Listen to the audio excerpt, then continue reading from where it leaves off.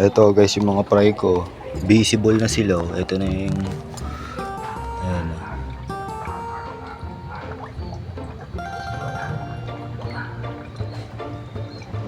Yung tubig na nga pala yan, walang palitan yan. Ang ginagawa ko lang dyan, ito, siphoning galing do sa kabila.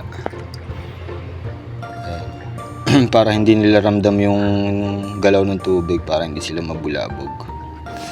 Ganyan lang.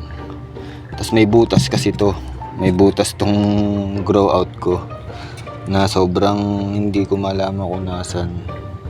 Nababawasan siya ng paunti-unti, so ako dagdag lang ng dagdag. Ayan, kaya tingnan yung tubig, clear na clear, di ba? Clear na clear yan, no? Kaya visible na yung mga fry ko. Ayun, no? 3 weeks old yung mga yan.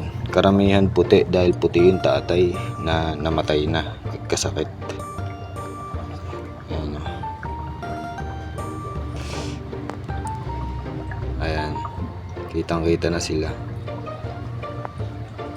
Hindi ko lang matansya kung ilan sila dahil kumonti sila eh. Tapos may mga naiwan pa, mga maliliit, no?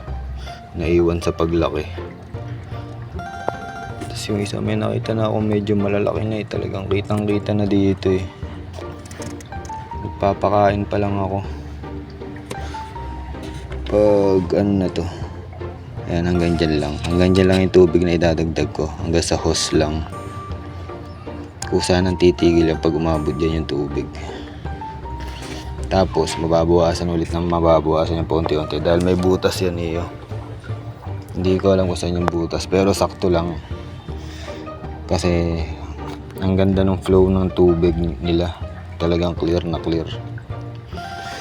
Ayan. Dito galing. Stock water nga pala to for ano na yun, 3 days, 4 days, 1 week na nga ata. Kitang kita na sila. Ayan, naglalaro sila. 3 weeks old na sila. Lumalapit sila sa ano, pag may gumagalaw na tubig sa part ng tubig nila. Tingnan nyo ha, may maglalapitan dito.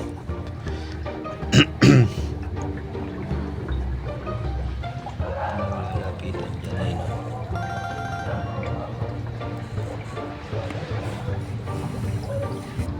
Mga gutom na yan, kaya ganyan malilikot. Malilikot sila yun, ayun o.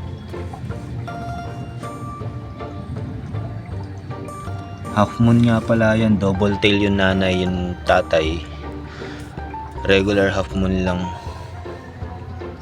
Double tail half moon yung nanay, yung black ang nanay niyan. So possible na female yung mga black dyan, at yung mga white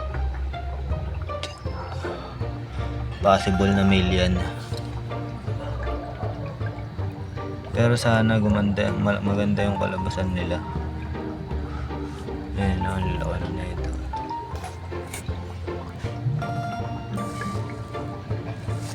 So, ito yung papakain ko sa kanila, naka-ready na. Ito. So, papakain muna ako, tapos mamaya magwa-water change na ako. So, yun lang. Fish.